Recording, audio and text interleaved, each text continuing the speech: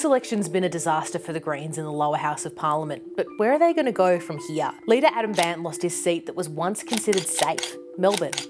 They've also lost Brisbane and Griffith. Those seats in Queensland have also gone to Labor.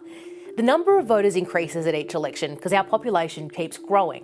So looking at the proportion of the voting population that a party wins over can actually be a better indicator of their progress than just looking at the raw number of votes. The proportion of people who gave the Greens their first preference actually dropped at this election, but that's not the decline that's really done them in the lower house. A big contributor here has been the collapse of the Liberal vote, with fewer preferences flowing to the Greens than in previous years. That huge riptide from Liberal to Labor had an effect on us as well. And whilst not a massive shift in the vote, it did make a difference. In Brisbane, it meant that Greens MP Stephen Bates lost to Labor, and his next door neighbour in Griffith, Max Chandler-Mather, lost his seat as well. But the biggest blow to this party is the loss of Melbourne, the seat of their now former leader, Adam Bandt.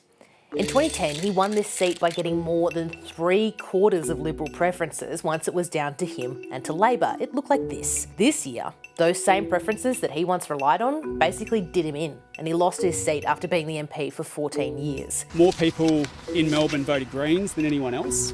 We got the highest vote, but Liberal and One Nation preferences will get Labor over the line. But that isn't the full story. In 2022, Adam Bandt actually almost won the seat of Melbourne just on first preferences alone. He had 49.6% of the vote.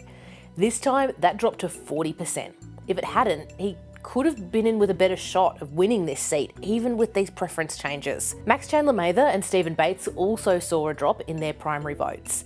But the grass is greener for the Greens on the other side of Parliament in the Senate. They now hold the balance of power there. So if the Labor government want to do anything around here, they're going to need to negotiate with either them or their Conservative opposition. That's the Liberals and the Nationals, who've recently just suffered a pretty humiliating defeat. The party has just one lower house seat left, Ryan in Queensland, basically returning to their pre-2022 numbers, or number 1.